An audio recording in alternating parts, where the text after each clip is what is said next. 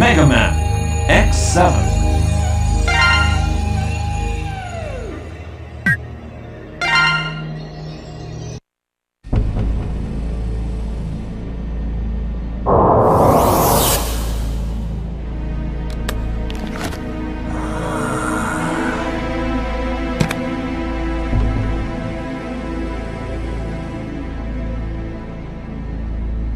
This is it. Ready to rock? I'm always ready. What the? You wait here.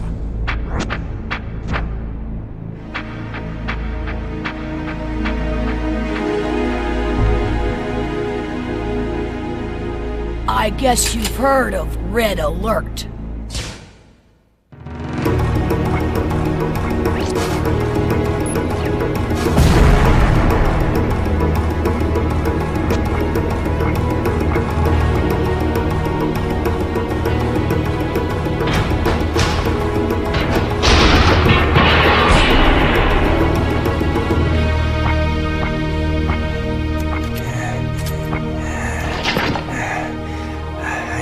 Safe here. Somebody must have leaked the information. Huh? Who's there? It's me, Rouge.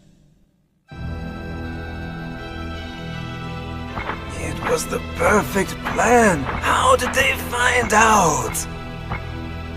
Hmm?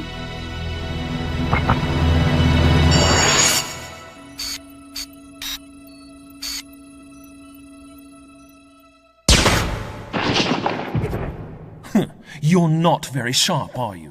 What the? You were the traitor? No. I took care of him a second ago.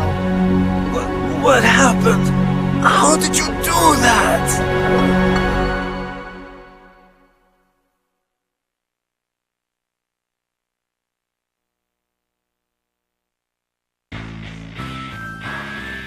Sometime in the 22nd century.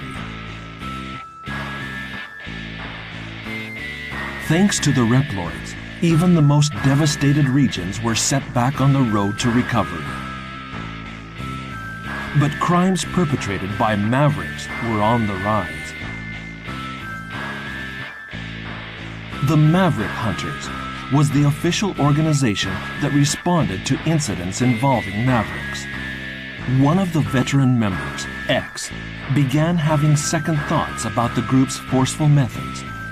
He removed himself from the front lines and instead worked to achieve more peaceful solutions. Why must Reploids fight one another? I've had enough violence. With the Maverick Hunters crippled by X's retirement, an underground organization filled the vacuum. And thus, Red Alert, the illegal band of bounty hunters who pursued Mavericks, was born. Soon, there was not a single Reploid that had not heard of Red Alert and their charismatic leader, Red. One day, a young Reploid and key member of Red Alert made the decision to leave the group. This decision would change destiny itself. Goodbye, Red. I'll become a hunter. On my own. And thus, a new battle began.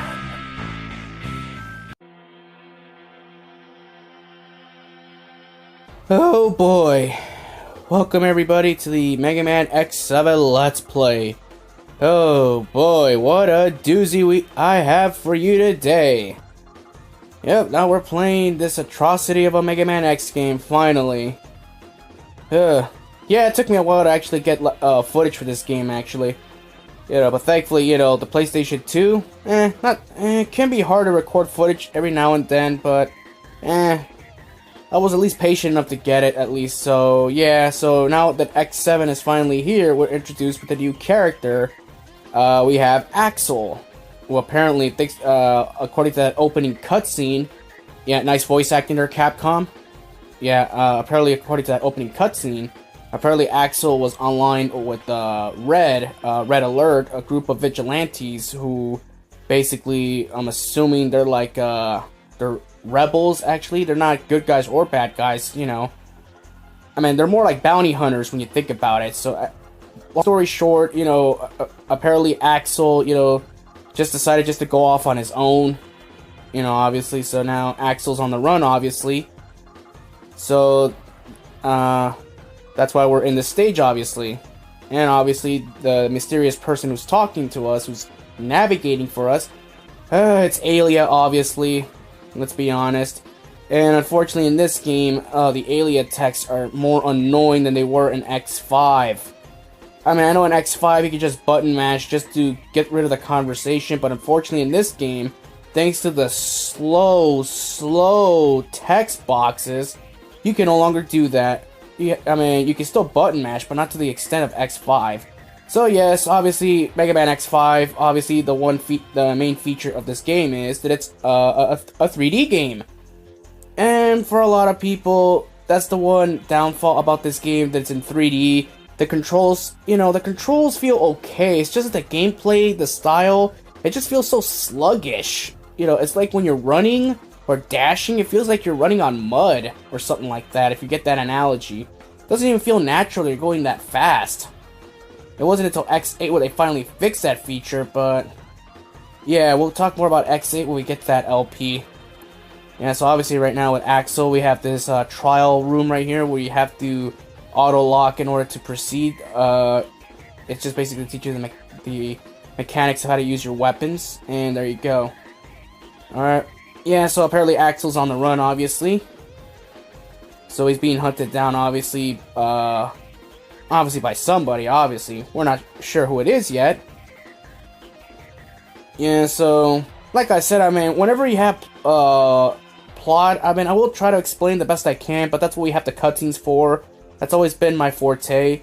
And, of course, we can't have an X game without Zero. Oh, yeah, Zero makes an appearance in this game. So, apparently, that ending in Mega Man X6 was non-canon, apparently. According to some Mega Man X experts or hardcore gamers, they actually imply that that ending in X6 happens after the events of Mega Man X8. I believe that's the best analogy they could come up with, because that leads into the Zero series, I believe. I'm not sure. I never played the Zero games, so don't quote me on that. Yeah, so for obviously, speaking of Sonic 06, like Capcom, really, did you really have to hold a tribute to a classic level in this atrocity of a game?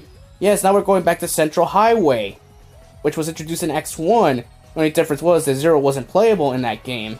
He only made one appearance just to save X, but apparently in this game, Zero is just patrolling the area. Yeah, because apparently X is actually a wimp in this game, because X is well, not a wimp, he's a pacifist. Like, he just refuses to fight.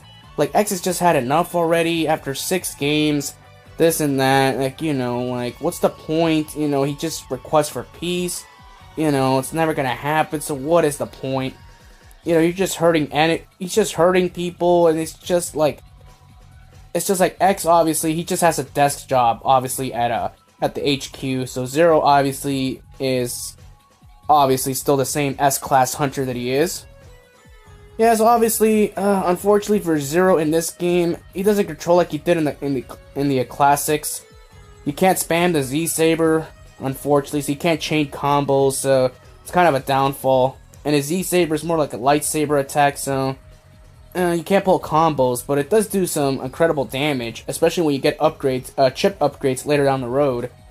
We can upgrade your Z-Saber, you can upgrade your speed, your stamina, basically everything. But I'll get more in touch on that later. Yeah, so obviously this part is fully 3D. The 3D style for me, it really doesn't bother me that much. You know, I don't mind playing a game where it's slow-paced. Like, you know, like, yeah, like you're probably gonna say, like, I'm crazy for saying that. Like, isn't the point of playing a game is to be fast-paced as soon as possible? Well, that is true. But I don't mind playing a game where it's kind of slow-paced when you think about it. You know, it doesn't lead to trial and errors, like when you're playing a fast-paced game. Yeah, and obviously X7, one of the most infamous things about this game, just like Sonic 06, even though this game predates it, is the loading screens. Oh boy, you see so many of them in this game. Like, seriously, so, of course I edited out all the load screens in this game. You're welcome, because like 06, I don't want to torture you guys. And I hope you're all enjoying that Let's Play at the time of this recording. Yeah, so now Axel runs into Zero, and Zero wants an explanation of what's going on, because he feels like somebody's responsible for whatever's going on, for this whole ordeal, and now we're being chased by the Mecha Scorpion. Yeah. And obviously with Zero, with his Z-Saber, he could reflect projectile shots, so that's cool. I mean, so right off the bat, you know, that's an ability you would normally get in X5 or X6. I believe it was called the Shot Eraser. Or if you get it from Storm Owl, just reflects, you know, pellet shots. Yeah, so right here, we're going to have a boss fight. And the cool thing about X7, where they introduced, was a tag team feature. Where you could switch in between X, Zero, or Axel. But the thing is, if one of those characters die, then you can't substitute with the other one. So it's not until X8 where they actually fix that feature, where both players have to die in order for you to lose a life. But here, no. So you gotta be careful on which character you want to use. So obviously we're gonna stick with Zero, because Zero's the man. Look at Zero being a boss, just reflecting those shots. And Zero says, "Fuck this, Axel, get your ass out here, go to work." You see, and Zero gets hit. Yeah, thanks, Axel, you dick. I get hit as soon as I switch in and out. Yeah, but this boss fight's not too troublesome. And we're gonna let Axel finish him off, because he's the reason why all this is happening, so you're gonna put in some work, buddy. Yeah, so apparently X is in this game, but unfortunately to unlock X, you have to rescue 64 Reploids, or complete all 8 Robot Maverick stages. And I'll get more in touch on that in the next stage right now. And the cool thing about Axel is when he does that rolling tuck ability, he's actually invulnerable for that. He's invincible while doing that move. We can't spam it too many times, or else you are gonna get hit. So that's a fun ability there. I hate the fact that in Mega Man X8 they actually omitted that feature. You actually do take damage.